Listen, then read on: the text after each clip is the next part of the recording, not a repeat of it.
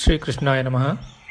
ಕೃಷ್ಣಂ ನಾರಾಯಣಂ ವಂದೇ, ಕೃಷ್ಣಂ ವಂದೇ ವ್ರಜಪ್ರಿಯಂ, ಕೃಷ್ಣಂ ದ್ವೈಪಾಯನಂ ವಂದೇ, ಕೃಷ್ಣಂ ವಂದೇ ಪೃಥಾಸುತಂ, ವಂದೇ ಶ್ರೀಕೃಷ್ಣದೇವಂ ಮುರನರಕಬಿದಂ ವೇದ ವೇದಾಂತವೇದ್ಯಂ, ಲೋಕೆ ಭಕ್ತಿಪ್ರಸಿದ್ಧಂ ಯದುಕುಲಜಲದೌ ಪ್ರಾದುರಾಸೀದಪಾರೆ, ಯಸ್ಯಾಸೀದ್ರೂಪಮೇವಂ ತ್ರಿಭುವನತರಣೇ ಭಕ್ತಿವಚ್ಚಸ್ವತಂತ್ರಂ, ಶಾಸ್ತ್ರಂ ರೂಪಂಚಲೋಕೆ ಪ್ರಕಟಯತಿ ಮುದಾ ಯಸ್ಸನೋ ಭೂತಿಯೇತುಃ, ವಸುದೇವಸುತಂ ದೇವಂ ಕಂಸಚಾಣೂರಮರ್ದನಂ, ದೇವಕೀ ಪರಮಾನಂದಂ ಕೃಷ್ಣಂ ವಂದೇ ಜಗದ್ಗುರುಂ.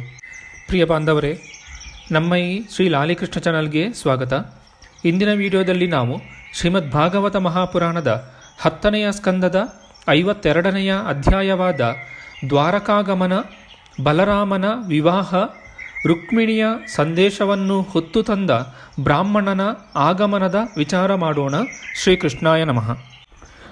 ಶ್ರೀ ಶುಕಮಹಾಮುನಿಗಳು ಹೇಳುತ್ತಾರೆ, ಪರೀಕ್ಷಿತ ಮಹಾರಾಜ, ಭಗವಾನ್ ಶ್ರೀಕೃಷ್ಣನು ಹೀಗೆ ಇಕ್ಷ್ವಾಕು ಕುಲ ನಂದನನಾದ ಮುಚುಕುಂದನಿಗೆ ಅನುಗ್ರಹಿಸಿದನು. ಆಗ ಅವನು ಭಗವಂತನಿಗೆ ಪ್ರದಕ್ಷಿಣೆ ಬಂದು ನಮಸ್ಕರಿಸಿ ಗುಹೆಯಿಂದ ಹೊರಗೆ ಹೊರಟನು. ಗುಹೆಯಿಂದ ಹೊರಗೆ ಬಂದು ಮುಚುಕುಂದನು ನೋಡುತ್ತಾನೆ, ಎಲ್ಲ ಮನುಷ್ಯರು, ಪಶುಗಳು, ಲತಾ ವೃಕ್ಷಾದಿಗಳು ಮೊದಲಿಗಿಂತ ಬಹಳ ಸಣ್ಣ ಸಣ್ಣದಾಗಿವೆ.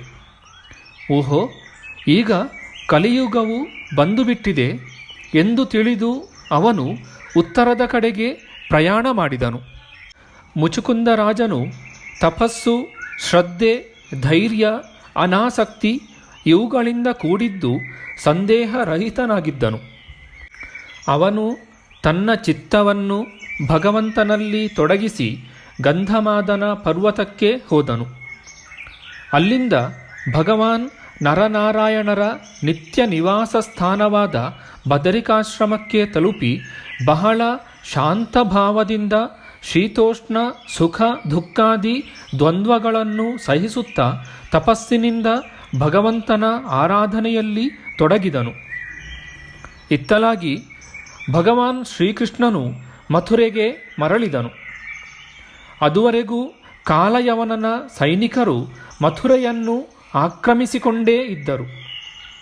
ಶ್ರೀಕೃಷ್ಣನು ಆ ಮ್ಲೇಚ್ಛರ ಸೈನ್ಯವನ್ನು ಸಂಹರಿಸಿ ಅವರ ಎಲ್ಲ ಧನವನ್ನು ಕಸಿದುಕೊಂಡು ದ್ವಾರಕೆಗೆ ತೆರಳಿದನು. ಶ್ರೀಕೃಷ್ಣನ ಅಪ್ಪಣೆಯಂತೆ ಆ ಧನವನ್ನು ಮನುಷ್ಯರ ಎತ್ತುಗಳ ಮೂಲಕ ತೆಗೆದುಕೊಂಡು ಹೋಗುತ್ತಿದ್ದಾಗ ಜರಾಸಂಧನು ಪುನಃ 18ನೆಯ ಬಾರಿಗೆ 23 ಅಕ್ಷೌಹಿಣಿ ಸೈನ್ಯದೊಂದಿಗೆ ಆಗಮಿಸಿದನು.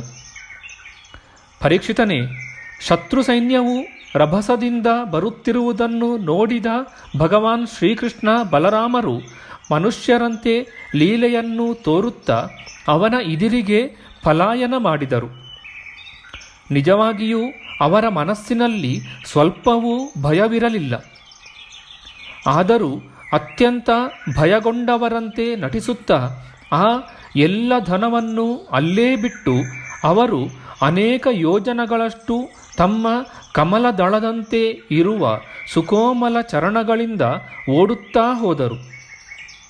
ಶ್ರೀಕೃಷ್ಣ ಬಲರಾಮರು ಓಡುತ್ತಿರುವುದನ್ನು ಮಹಾಬಲಿಷ್ಠನಾದ ಮಾಗಧನು ನೋಡಿ ಗಹಗಹಿಸಿ ನಗುತ್ತಾ ತನ್ನ ರಥ ಸೇನೆಯೊಂದಿಗೆ ಅವರನ್ನು ಹಿಂಬಾಲಿಸಿದನು. ಅವನು ಬಲರಾಮ ಕೃಷ್ಣರ ಪ್ರಭಾವವನ್ನು ತಿಳಿದವನಾಗಿರಲಿಲ್ಲ. ಬಹಳ ದೂರದವರೆಗೆ ಓಡಿದ್ದರಿಂದ ಸಹೋದರರಿಬ್ಬರೂ ಬಳಲಿದಂತಾಗಿ ಎತ್ತರವಾದ ಪ್ರವರ್ಷಣವೆಂಬ ಪರ್ವತವನ್ನು ಹತ್ತಿದರು. ಮೇಘಗಳು ಆ ಪರ್ವತದ ಮೇಲೆ ಸದಾಕಾಲವೂ ಮಳೆಗೆರೆಯುತ್ತಿದ್ದುದರಿಂದ ಅದು ಪ್ರವರ್ಷಣವೆಂಬ ಹೆಸರನ್ನು ಪಡೆದಿತ್ತು.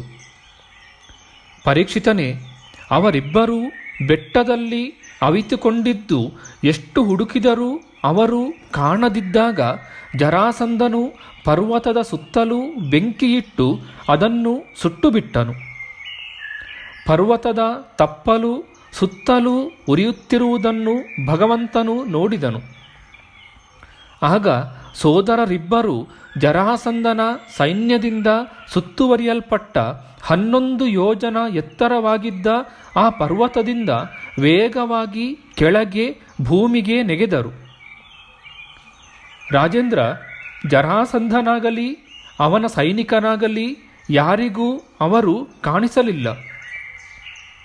ಅವರಿಬ್ಬರೂ ಅಲ್ಲಿಂದ ಹೊರಟು ಸಮುದ್ರದಿಂದ ಸುತ್ತುವರಿಯಲ್ಪಟ್ಟ ತಮ್ಮ ದ್ವಾರಕೆಗೆ ಹೋಗಿಬಿಟ್ಟರು. ಜರಾಸಂಧನು ಶ್ರೀಕೃಷ್ಣ ಬಲರಾಮರನ್ನು ಕಾಣದೆ ಅವರು ಬೆಂಕಿಯಲ್ಲಿ ಸುಟ್ಟು ಹೋಗಿದ್ದಾರೆ ಎಂದು ತಪ್ಪಾಗಿ ತಿಳಿದುಕೊಂಡನು.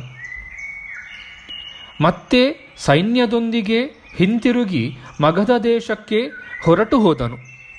ಪರೀಕ್ಷಿತ ಮಹಾರಾಜ, ನಾನು ಹಿಂದೆ 9ನೆಯ ಸ್ಕಂದದಲ್ಲಿ ಆನರ್ತ ದೇಶದ ರಾಜನಾದ ರೈವತನು ತನ್ನ ಮಗಳಾದ ರೇವತಿಯನ್ನು ಬ್ರಹ್ಮದೇವರ ಪ್ರೇರಣೆಯಂತೆ ಬಲರಾಮನಿಗೆ ಕೊಟ್ಟು ವಿವಾಹ ಮಾಡಿದನೆಂಬ ಸಂಗತಿಯನ್ನು ಹೇಳಿದ್ದೆನು. ರಾಜನೇ, ಭಗವಾನ್ ಶ್ರೀಕೃಷ್ಣನೂ ಕೂಡ ಸ್ವಯಂವರಕ್ಕೆ ಬಂದ ಶಿಶುಪಾಲ ಮತ್ತು ಅವನ ಪಕ್ಷಪಾತಿಗಳು ಶಾಲ್ವರೇ ಮೊದಲಾದ ರಾಜರನ್ನು ಬಲಪೂರ್ವಕವಾಗಿ ಪರಾಜಯಗೊಳಿಸಿ ಎಲ್ಲರೂ ನೋಡುತ್ತಿರುವಂತೆಯೇ ಗರುಡನು ಅಮೃತವನ್ನು ಅಪಹರಿಸಿದಂತೆಯೇ ವಿದರ್ಭ ದೇಶದ ರಾಜಕುಮಾರಿಯಾದ ರುಕ್ಮಿಣಿಯನ್ನು ಅಪಹರಿಸಿ ತಂದು ಅವಳೊಡನೆ ವಿವಾಹವಾದನು. ರುಕ್ಮಿಣಿಯು ಭೀಷ್ಮಕನ ಕನ್ಯೆಯಾಗಿದ್ದು ಸಾಕ್ಷಾತ್ ಲಕ್ಷ್ಮಿಯ ಅವತಾರವಾಗಿದ್ದಳು. ಪರೀಕ್ಷಿತರಾಜನು ಕೇಳಿದನು, ಪೂಜ್ಯರೇ, ಭಗವಾನ್ ಶ್ರೀಕೃಷ್ಣನು ಭೀಷ್ಮಕನ ಮಗಳಾದ ಪರಮಸುಂದರಿ ರುಕ್ಮಿಣೀ ದೇವಿಯನ್ನು ಬಲವಂತವಾಗಿ ಕರೆತಂದು ರಾಕ್ಷಸ ವಿಧಿಯಂತೆ ಅವಳೊಂದಿಗೆ ವಿವಾಹವಾದನು ಎಂದು ನಾವು ಕೇಳಿದ್ದೇವೆ. ಮಹಾತ್ಮರೇ, ಪರಮ ತೇಜಸ್ವಿಯಾದ ಶ್ರೀಕೃಷ್ಣನು ಜರಾಸಂಧ, ಶಾಲ್ವ ಮೊದಲಾದ ರಾಜರನ್ನು ಗೆದ್ದು ಯಾವ ವಿಧಿಯಿಂದ ರುಕ್ಮಿಣಿಯನ್ನು ಅಪಹರಿಸಿದನು? ಇದನ್ನು ಕೇಳಲು ನಾನು ಇಚ್ಛಿಸುತ್ತೇನೆ. ಬ್ರಹ್ಮರ್ಷಿಗಳೇ, ನಿಶ್ಚಯವಾಗಿಯೂ ಭಗವಾನ್ ಶ್ರೀಕೃಷ್ಣನ ಲೀಲಾ ಪ್ರಸಂಗಗಳು ಪುಣ್ಯತಮವಾದವುಗಳು. ಜಗತ್ತಿನ ಪಾಪಗಳನ್ನು ಹೋಗಲಾಡಿಸಿ ಪವಿತ್ರ ಮಾಡುವಂತಹುದು. ಇಂತಹ ನಿತ್ಯ ನೂತನವಾದ ಆ ಲೀಲೆಗಳನ್ನು ಶ್ರವಣಿಸಿ ಯಾವ ರಸಿಕನು ತಾನೇ ತೃಪ್ತಿ ಹೊಂದಬಲ್ಲನು? ಶ್ರೀ ಶುಕಮಹಾಮುನಿಗಳು ಹೇಳುತ್ತಾರೆ, ಪರೀಕ್ಷಿತನೇ, ವಿದರ್ಭ ದೇಶಕ್ಕೆ ಭೀಷ್ಮಕ ಮಹಾರಾಜನು ಅಧಿಪತಿಯಾಗಿದ್ದನು. ಅವನಿಗೆ 5 ಪುತ್ರರು, ಓರ್ವ ಸುಂದರಿಯಾದ ಕನ್ಯೆಯೂ ಇದ್ದಳು. ಹಿರಿಯ ಪುತ್ರನ ಹೆಸರು ರುಕ್ಮಿ ಎಂದಿದ್ದು ರುಕ್ಮರಥ, ರುಕ್ಮಬಾಹು, ರುಕ್ಮಕೇಶ ಮತ್ತು ರುಕ್ಮಮಾಲಿ ಎಂಬ 4 ಸಹೋದರರ ಹೆಸರುಗಳು.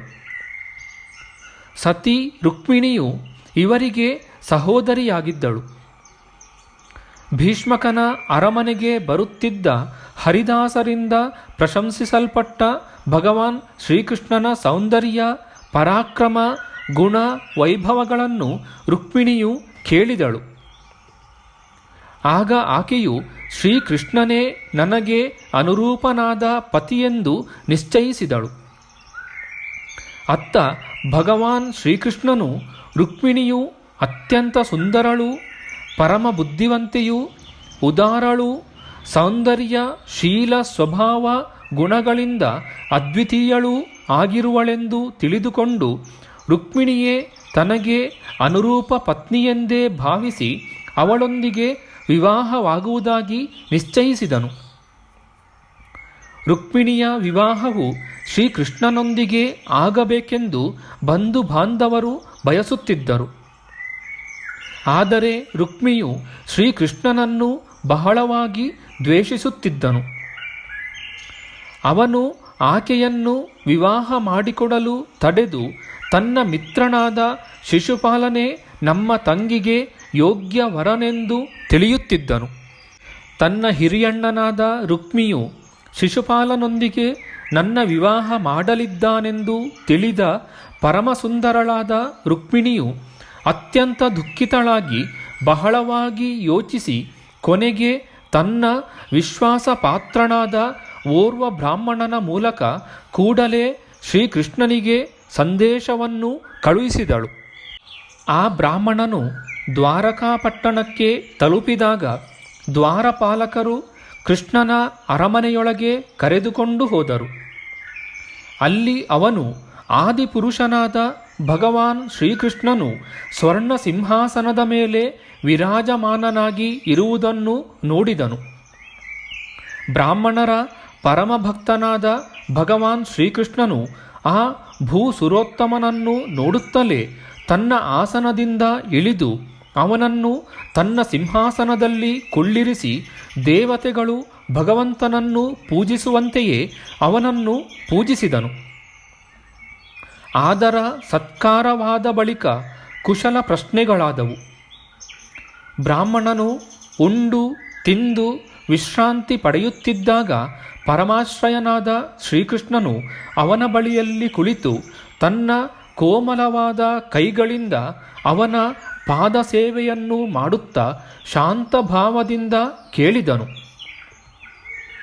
ದ್ವಿಜಶ್ರೇಷ್ಠನೇ, ನಿನ್ನ ಮನಸ್ಸು ಸದಾ ಸರ್ವದಾ ಸಂತುಷ್ಟವಾಗಿದೆಯಲ್ಲ? ಹಿರಿಯರಿಗೆ ಒಪ್ಪಿಗೆಯಾದ ಧರ್ಮವನ್ನು ಆಚರಿಸಲು ನಿನಗೆ ಕಷ್ಟವೇನೂ ಆಗುತ್ತಿಲ್ಲವಲ್ಲ? ಬ್ರಾಹ್ಮಣನು ದೊರೆತುದರಲ್ಲಿ ಸಂತುಷ್ಟನಾಗಿದ್ದು ಸ್ವಧರ್ಮವನ್ನು ಪಾಲಿಸುತ್ತಾ ಅದರಿಂದ ಚ್ಯುತನಾಗದಿದ್ದರೆ ಆ ಸಂತೋಷವೇ ಅವನ ಸಮಸ್ತ ಕಾಮನೆಗಳನ್ನು ಪೂರ್ಣಗೊಳಿಸುತ್ತದೆ. ಇಂದ್ರ ಪದವಿಯೂ ದೊರೆತರೂ ಸಂತೋಷವಾಗದಿರುವವನು ಸುಖಕ್ಕಾಗಿ ಒಂದು ಲೋಕದಿಂದ ಮತ್ತೊಂದು ಲೋಕಗಳಿಗೂ ಪದೇ ಪದೇ ಅಲೆಯುತ್ತಾ ಎಂದಿಗೂ ಶಾಂತಿಯಿಂದ ಕುಳ್ಳಿರಲಾಗುವುದಿಲ್ಲ. ಆದರೆ ಬಳಿಯಲ್ಲಿ ಸ್ವಲ್ಪವೂ ಸಂಗ್ರಹ ಪರಿಗ್ರಹವಿಲ್ಲದಿರುವವನು ಅದೇ ಸ್ಥಿತಿಯಲ್ಲಿ ಸಂತುಷ್ಟನಾಗಿದ್ದರೆ ಅವನಿಗೆ ಎಲ್ಲ ರೀತಿಯ ಸಂತಾಪರಹಿತವಾದ ಸುಖ ನಿದ್ದೆಯೂ ಬರುತ್ತದೆ. ತಾನಾಗಿ ದೊರೆತಿರುವ ವಸ್ತುವಿನಲ್ಲಿ ಸಂತೋಷಪಡುವ ಸ್ವಭಾವವು ಅತ್ಯಂತ ಮೃದು ಮಧುರವಾಗಿದ್ದು ಸಮಸ್ತ ಪ್ರಾಣಿಗಳ ಹಿತೈಷಿಯಾದ ಅಹಂಕಾರರಹಿತರಾಗಿ ಶಾಂತರಾದ ಬ್ರಾಹ್ಮಣರನ್ನು ನಾನು ಸದಾಕಾಲ ತಲೆಬಾಗಿ ನಮಸ್ಕರಿಸುತ್ತೇನೆ. ಬ್ರಾಹ್ಮಣೋತ್ತಮನೇ, ರಾಜನು ನಿಮ್ಮ ಯೋಗಕ್ಷೇಮವನ್ನು ಚೆನ್ನಾಗಿ ನೋಡಿಕೊಳ್ಳುತ್ತಿರುವನಲ್ಲ? ಯಾರ ರಾಜ್ಯದಲ್ಲಿ ಪ್ರಜೆಗಳು ರಾಜನಿಂದ ಪಾಲಿಸಲ್ಪಡುತ್ತಾ ಸುಖದಿಂದ ಇರುವರೋ ಅಂತಹ ರಾಜನು ನನಗೆ ಅತ್ಯಂತ ಪ್ರಿಯನು. ಭೂಸುರ ಶ್ರೇಷ್ಠರೇ, ನೀವು ಎಲ್ಲಿಂದ ಯಾವ ಕಾರ್ಯಾರ್ಥವಾಗಿ ಯಾವ ಅಭಿಲಾಷೆಯಿಂದ ಇಷ್ಟೊಂದು ಕಠಿಣವಾದ ಮಾರ್ಗವನ್ನು ಕ್ರಮಿಸಿ ಇಲ್ಲಿಗೆ ಆಗಮಿಸಿರುವಿರಿ? ಅಂತಹ ವಿಶೇಷವಾದ ಗೋಪ್ಯವಲ್ಲವಾಗಿದ್ದರೆ ನನಗೆ ಹೇಳಿರಿ. ನಾನು ನಿಮಗೆ ಯಾವ ಸೇವೆ ಮಾಡಲಿ ಅಪ್ಪಣೆ ಕೊಡಿರಿ. ಪರೀಕ್ಷಿತನೇ, ಲೀಲಾ ಮಾನುಷ ವಿಗ್ರಹನಾದ ಭಗವಾನ್ ಶ್ರೀಕೃಷ್ಣನು ಹೀಗೆ ಬ್ರಾಹ್ಮಣನಲ್ಲಿ ವಿಚಾರಿಸಿದಾಗ ಅವನು ಎಲ್ಲವನ್ನೂ ಅರುಹಿದ ಬಳಿಕ ರುಕ್ಮಿಣೀ ದೇವಿಯ ಸಂದೇಶವನ್ನು ಭಗವಂತನಲ್ಲಿ ನಿವೇದಿಸಿಕೊಂಡನು. ರುಕ್ಮಿಣೀ ದೇವಿಯು ಹೇಳಿರುವಳು, ಓ ತ್ರಿಭುವನ ಸುಂದರನೇ, ನಿನ್ನ ಗುಣಗಳು ಶ್ರವಣಿಸುವವರ ಕಿವಿಗಳ ಮೂಲಕ ಹೃದಯವನ್ನು ಪ್ರವೇಶಿಸಿ ಸರ್ವಾಂಗಗಳ ತಾಪವನ್ನು ಜನ್ಮ ಜನ್ಮಾಂತರದ ಉರಿಯನ್ನು ಕಳೆಯುತ್ತವೆ. ನಿನ್ನ ರೂಪ ಸೌಂದರ್ಯವಾದರೂ ಕಣ್ಣುಗಳಿಗೆ ಧರ್ಮಾರ್ಥ ಕಾಮ ಮೋಕ್ಷಗಳೆಂಬ 4 ಪುರುಷಾರ್ಥಗಳನ್ನು ಕೊಡುತ್ತದೆ. ನಿನ್ನ ದಿವ್ಯ ರೂಪವನ್ನು ಸಂದರ್ಶಿಸಿದವರಿಗೆ ಸಕಲ ಸಿದ್ಧಿಗಳೂ ದೊರಕುತ್ತವೆ. ಅಂತಹ ಗುಣಸಾಗರನಾದ ಅಚ್ಯುತನೇ, ನಿನ್ನಲ್ಲಿ ನನ್ನ ಮನಸ್ಸು ಯಾವುದೇ ನಾಚಿಕೆ ಇಲ್ಲದೆ ನೆಟ್ಟಿದೆ. ಪ್ರೇಮ ಸ್ವರೂಪನಾದ ಶ್ಯಾಮ ಸುಂದರನೇ, ಯಾವ ದೃಷ್ಟಿಯಿಂದ ನೋಡಿದರೂ ಕುಲ, ಶೀಲ, ಸ್ವಭಾವ, ಸೌಂದರ್ಯ, ವಿದ್ಯೆ, ವಯಸ್ಸು, ಧನ, ದಾನ ಹೀಗೆ ಎಲ್ಲದರಲ್ಲಿಯೂ ನೀನು ಅದ್ವಿತೀಯನಾಗಿರುವೆ. ನಿನ್ನಂತೆ ನೀನೇ ಆಗಿರುವೆ. ನರಶ್ರೇಷ್ಠನೇ, ನೀನೇ ಹೇಳು, ಸತ್ಕುಲ ಪ್ರಸೂತೆಯಾದ ಧೈರ್ಯಶಾಲಿಯಾದ ಯಾವ ಕನ್ಯೆಯು ತಾನೇ ಕಾಲವು ಸನ್ನಿಹಿತವಾದಾಗ ಸಕಲ ಸದ್ಗುಣ ಸಂಪನ್ನನಾದ ನರಲೋಕದ ಪ್ರಾಣಿಗಳ ಮನಸ್ಸನ್ನು ಆನಂದಗೊಳಿಸುವ ಸುಂದರನಾದ ನಿನ್ನನ್ನು ಪತಿಯನ್ನಾಗಿ ವರಿಸದೇ ಇರುವಳು? ಪ್ರಿಯತಮನೇ, ನಾನು ನಿನ್ನನ್ನು ಪತಿಯನ್ನಾಗಿ ವರಿಸಿಬಿಟ್ಟಿದ್ದೇನೆ. ನಾನು ನಿನಗೆ ಆತ್ಮ ಸಮರ್ಪಣೆ ಮಾಡಿರುವೆನು. ನೀನು ಅಂತರ್ಯಾಮಿಯಾಗಿರುವೆ. ನನ್ನ ಹೃದಯದಲ್ಲಿರುವುದನ್ನು ನೀನು ತಿಳಿದೇ ಇರುವೆ. ನೀನು ಇಲ್ಲಿಗೆ ಬಂದು ನನ್ನನ್ನು ಪತ್ನಿಯನ್ನಾಗಿ ಸ್ವೀಕರಿಸು. ಕಮಲನಯನ, ಪ್ರಾಣವಲ್ಲಭ, ನಾನು ನಿನ್ನಂತಹ ವೀರನಿಗೆ ಸಮರ್ಪಿತಳಾಗಿರುವೆನು, ನಿನ್ನವಳಾಗಿರುವೆನು. ಸಿಂಹನಿಗೆ ಸಿಗಬೇಕಾದ ಭಾಗವನ್ನು ನರಿಯು ಮುಟ್ಟುವ ಆ ಶಿಶುಪಾಲನು ಎಲ್ಲಾದರೂ ಹತ್ತಿರಕ್ಕೆ ಬಂದು ನನ್ನನ್ನು ಸ್ಪರ್ಶಿಸದಿರಲಿ. ನಾನು ಈ ಹಿಂದೆ ಮಾಡಿದ ಇಷ್ಟ ಪೂರ್ತಾದಿಗಳಿಂದಲೂ ದಾನಗಳಿಂದಲೂ ವ್ರತ ನಿಯಮಾದಿಗಳಿಂದಲೂ ದೇವ ಬ್ರಾಹ್ಮಣ ಗುರು ಜನರನ್ನು ಪೂಜಿಸುವುದರಿಂದಲೂ ಭಗವಾನ್ ಪರಮೇಶ್ವರನ ಆರಾಧನೆಯಿಂದ ಅವನು ಪ್ರಸನ್ನನಾಗಿದ್ದರೆ ಭಗವಾನ್ ಶ್ರೀಕೃಷ್ಣನು ಆಗಮಿಸಿ ನನ್ನ ಪಾಣಿಗ್ರಹಣ ಮಾಡಲಿ. ಶಿಶುಪಾಲನೇ ಆಗಲಿ ಬೇರೆ ಯಾರೇ ಆಗಲಿ ನನ್ನ ಕೈ ಹಿಡಿಯುವುದು ಬೇಡ. ಪ್ರಭೋ, ನೀನು ಅಜಿತನಾಗಿರುವೆ. ನನ್ನ ವಿವಾಹವು ನಡೆಯುವ ಒಂದು ದಿನ ಮುಂಚಿತವಾಗಿ ನೀನು ನಮ್ಮ ರಾಜಧಾನಿಗೆ ಗುಪ್ತರೂಪದಿಂದ ಬಂದುಬಿಡು. ಮತ್ತೆ ಶಿಶುಪಾಲ ಹಾಗೂ ಜರಾಸಂಧರ ಸೇನೆಗಳನ್ನು ಧ್ವಂಸ ಮಾಡಿ ವೀರ್ಯಶುಲ್ಕಳಾದ ನನ್ನನ್ನು ಬಲವಂತವಾಗಿ ಸೆಳೆದೊಯ್ದು ರಾಕ್ಷಸ ವಿಧಿಯಂತೆ ಪಾಣಿಗ್ರಹಣ ಮಾಡಿಕೊ. ಅಂತಃಪುರದ ರಾಣಿವಾಸದಲ್ಲಿರುವ ನನ್ನನ್ನು ಅಪಹರಿಸಿಕೊಂಡು ಬರಬೇಕಾದರೆ ತಡೆಯಲು ಬರುವ ರಾಜಭಟರನ್ನು ಬಂಧುಗಳನ್ನು ಕೊಲ್ಲದೆ ಹೇಗೆ ತೆರಲಿ ಎಂದು ನೀನು ಯೋಚಿಸುವೆಯಾದರೆ ಇದಕ್ಕೊಂದು ಉಪಾಯವನ್ನು ನಾನು ತಿಳಿಸುತ್ತೇನೆ. ನಮ್ಮ ಕುಲಾಚಾರದಂತೆ ವಿವಾಹದ ಹಿಂದಿನ ದಿವಸ ಕುಲದೇವಿಯ ದರ್ಶನ ಮಾಡಲು ದೊಡ್ಡದೊಂದು ಯಾತ್ರೆಯೇ ಹೊರಡುತ್ತದೆ. ಅದರಲ್ಲಿ ವಿವಾಹವಾಗುವ ನವವಧುವು ಗಿರಿಜಾದೇವಿಯ ಮಂದಿರಕ್ಕೆ ಹೋಗಬೇಕು. ಆ ಸಮಯದಲ್ಲಿ ನೀನು ನನ್ನನ್ನು ಅಪಹರಿಸಿಕೊಂಡು ಹೋಗಬಹುದು. ಕಮಲಾಕ್ಷನೇ, ಉಮಾಪತಿಯಾದ ಭಗವಾನ್ ಶಂಕರನಿಗೆ ಸಮಾನರಾದ ದೊಡ್ಡ ದೊಡ್ಡ ಮಹಾಪುರುಷರೂ ಕೂಡ ಆತ್ಮಶುದ್ಧಿಗಾಗಿ ನಿನ್ನ ಚರಣಕಮಲಗಳ ಧೂಳಿಯಲ್ಲಿ ಸ್ನಾನ ಮಾಡಲು ಬಯಸುತ್ತಾರೆ. ನನಗೇನಾದರೂ ನಿನ್ನ ಪ್ರಸಾದವೂ ಚರಣರಜವೂ ಪಡೆಯಲಾಗದಿದ್ದರೆ ವ್ರತೋಪವಾಸಾದಿಗಳಿಂದ ಶರೀರವನ್ನು ಶೋಷಿಸಿ ಪ್ರಾಣತ್ಯಾಗ ಮಾಡುತ್ತೇನೆ.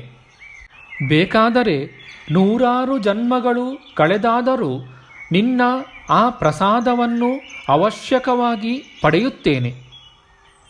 ಬ್ರಾಹ್ಮಣನು ಹೇಳುತ್ತಾನೆ, ಯದುವಂಶ ಶಿರೋಮಣಿಯೇ, ಇದೇ ರುಕ್ಮಿಣಿಯು ಕಳುಹಿಸಿದ ಗುಹ್ಯವಾದ ಸಂದೇಶವಾಗಿದೆ.